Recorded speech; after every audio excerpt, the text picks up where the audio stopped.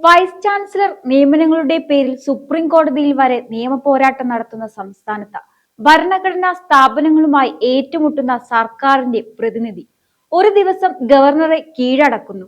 അതെ, ഇവിടെ നിയമയുദ്ധം ഒരു വശത്ത് തുടരുമ്പോൾ തന്ത്രപരമായ രാഷ്ട്രീയം മറുവശത്ത് വിജയം നേടുകയാണ്.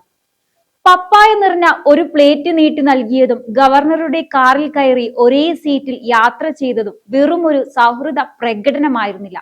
ഇത് രാഷ്ട്രീയ പ്രതിച്ഛായ സംരക്ഷിക്കാനും പ്രതിസന്ധിയിൽ നിന്ന് കരകയറാനുമുള്ള മന്ത്രി വി ശിവൻകുട്ടിയുടെ തണുപ്പൻ മാസ്റ്റർ സ്ട്രോക്ക് ആയിരുന്നു. ഗവർണർക്കെതിരെ ഏറ്റവും രൂക്ഷമായ വിമർശനം ഉയർത്തിയ ആൾ തന്നെ ഇപ്പോൾ സൗഹൃദത്തിന്റെ നായകൻ.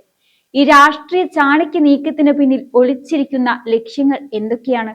ഈ നീക്കം എപ്പോഴാണ് നടന്നതെന്ന് ശ്രദ്ധിക്കണം. VC നിയമനത്തിൽ സർക്കാരിനും ഗവർണർക്കും സുപ്രീം കോടതിയിൽ നിന്ന് ഒരേ സമയം തിരിച്ചടി കിട്ടിയതിന് തൊട്ടു പിന്നാലെ കോടതിയുടെ വിമർശനം ഗൗരവമായപ്പോൾ അതിനെതിരെ ഏറ്റവും ശക്തമായ കടന്നാക്രമണം നടത്തിയത് മന്ത്രി ശിവൻകുട്ടിയാണ്.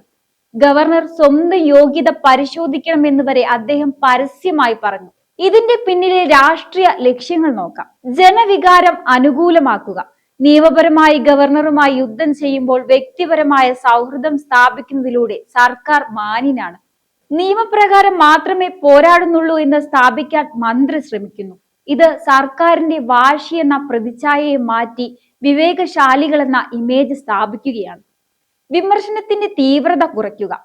VC നിയമന വിവാദത്തിൽ പൊതുസമൂഹത്തിൽ ഉയർന്നു വന്ന വിമർശനത്തിന്റെ തീവ്രത കുറയ്ക്കാൻ ഈ സൗഹൃദ പ്രകടനത്തിന് സാധിക്കും. കോടതിയുടെ വിമർശനത്തെ മയപ്പെടുത്താനുള്ള ഒരു തണുപ്പൻ തന്ത്രമാണിത്. മന്ത്രി അപ്പൂപ്പൻ ബ്രാൻഡ്. തന്ത്രപരമായ കീഴടക്കൽ. കവടിയാറിലെ ക്രൈസ്റ്റ് നഗർ സ്കൂളിൽ നടന്നത് ശിവൻകുട്ടിയുടെ വ്യക്തിപരമായ ലാളിത്യം മാത്രമല്ല, വ്യക്തമായ ഒരു തന്ത്രപരമായ കീഴടക്കലാണ്. ഒരേ കാറിൽ യാത്ര ചെയ്യാനുള്ള ക്ഷണം ഗവർണർ മുന്നോട്ട് വെക്കുമ്പോൾ അത് മന്ത്രിക്ക് കിട്ടിയ അനൗദ്യോഗിക നയതന്ത്ര വേദിയാണ്. അനൗദ്യോഗിക ചർച്ചാ സാധ്യതകൾ. ഔദ്യോഗിക ചാനലുകളിലൂടെ വഴങ്ങാത്ത ഗവർണർ കാറിനുള്ളിലോ ചായ സൽക്കാരത്തിലോ വരാനിരിക്കുന്ന മറ്റ് വിദ്യാഭ്യാസപരമായ നിയമനങ്ങളിലോ നിലപാട് മയപ്പെടുത്താൻ സാധ്യതയുണ്ട്. ഈ സൗഹൃദത്തിലൂടെ ഭാവിയിലെ ഫയലുകളിൽ അനുകൂലമായ നിലപാടുകൾ നേടാൻ കഴിയുമോ എന്ന് മന്ത്രി പരീക്ഷിക്കുന്നുണ്ട്. പ്രതിച്ഛായ മാറ്റുക. മന്ത്രി അപ്പൂപ്പൻ എന്ന ഇമേജ് ഉപയോഗിച്ച് രാഷ്ട്രീയ വിമർശനങ്ങൾക്കപ്പുറം ഭരണഘടനാ സ്ഥാപനങ്ങളോട് വ്യക്തിപരമായ സ്നേഹം കാണിക്കാൻ കഴിയുന്ന നേതാവായി മന്ത്രി സ്വയം അവതരിപ്പിക്കുന്നു.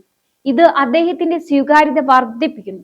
അതോടൊപ്പം CPM-നും സർക്കാരിനും ഗുണകരമായ ഒരു മാതൃക തന്നെ നൽകുന്നുണ്ട്. നിയമപരമായി സുപ്രീം കോടതി തീർപ്പ് കൽപ്പിക്കേണ്ട ഒരു വിഷയത്തിൽ മന്ത്രി ശിവൻകുട്ടിയുടെ ഈ പപ്പായ നയതന്ത്രം വെറും സൗഹൃദത്തിന്റെ പുറത്തുള്ളതല്ല.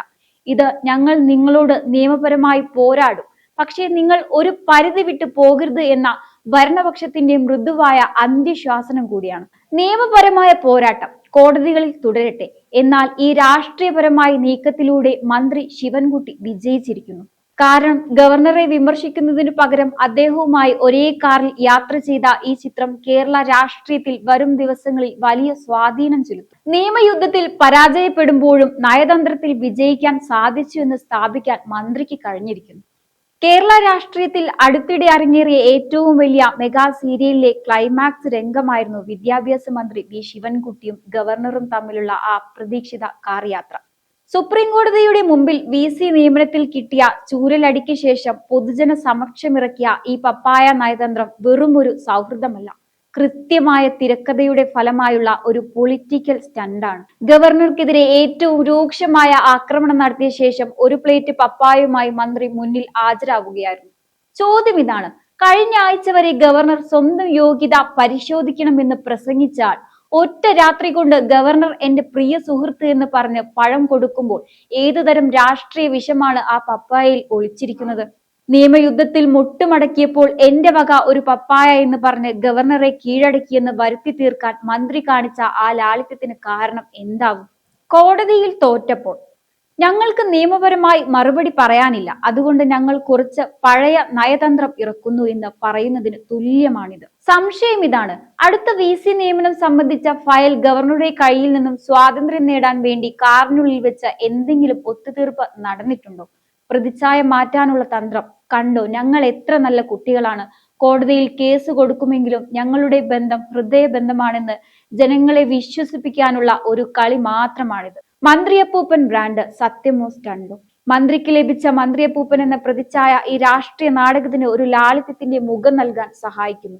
ലാളിത്യത്തിന്റെ മുഖംമൂടിയാണിന്ന് ഭരണഘടനാ സ്ഥാപനങ്ങളുമായുള്ള സംഘർഷത്തിൽ നിന്ന് രക്ഷപ്പെടാനുള്ള ഒരു തന്ത്രപരമായ നീക്കം തന്നെയല്ലേ ഇത്? രാഷ്ട്രീയ ചാണക്യൻ നിയമപരമായി തീർപ്പ് കൽപ്പിക്കേണ്ട ഒരു വിഷയത്തിൽ വൈകാരികമായ ഒരു കളി കളിച്ച് പ്രശ്നത്തിന്റെ തീവ്രത കുറയ്ക്കാൻ ശ്രമിക്കുന്ന ഈ മന്ത്രി രാഷ്ട്രീയത്തിലെ ചാണക്യൻ എന്നല്ല, രാഷ്ട്രീയത്തിലെ ട്രോളൻ എന്ന് വിളിക്കുന്നതാവും ഉചിതം. നിയമയുദ്ധത്തിൽ പരാജയപ്പെട്ടപ്പോൾ നയതന്ത്രത്തിൽ വിജയിച്ചു എന്ന് വരുത്തി തീർക്കാൻ മന്ത്രിക്ക് കഴിഞ്ഞിരിക്കാം. പക്ഷേ ഒരു കാര്യം ഉറപ്പാണ്, നിയമം കോടതിയിലും നാടകം റോഡിലുമായി കേരള രാഷ്ട്രീയം ഒരു നല്ല ചിരിക്കുള്ള വക നൽകിയിരിക്കുന്നു. കഴിഞ്ഞ ആഴ്ച വരെ ഗവർണറെ പരസ്യമായി രൂക്ഷമായി വിമർശിക്കുകയും അദ്ദേഹത്തിന്റെ യോഗ്യതയെ ചോദ്യം ചെയ്യുകയും ചെയ്ത ഒരു നേതാവ് പെട്ടെന്ന് ഏറ്റവും അടുത്ത സുഹൃത്താകാൻ ശ്രമിക്കുമ്പോൾ ആ വാക്കുകൾക്ക് എന്ത് വിലയുണ്ട്? കോടതിയിൽ കേസ് തോറ്റപ്പോൾ പെട്ടെന്ന് സൗഹൃദം അഭിനയിക്കുന്നത് രാഷ്ട്രീയത്തിലെ ഇരട്ടത്താപ്പാണ്. ആവശ്യം വരുമ്പോൾ അധിക്ഷേപിക്കുക, ആവശ്യം കഴിയുമ്പോൾ പഴം നൽകുക, ഇതാണ് ഈ നയതന്ത്രത്തിന്റെ കാതൽ. ഇത് രാഷ്ട്രീയ സത്യസന്ധത ഇല്ലായ്മയാണ് കാണിക്കുന്നത്.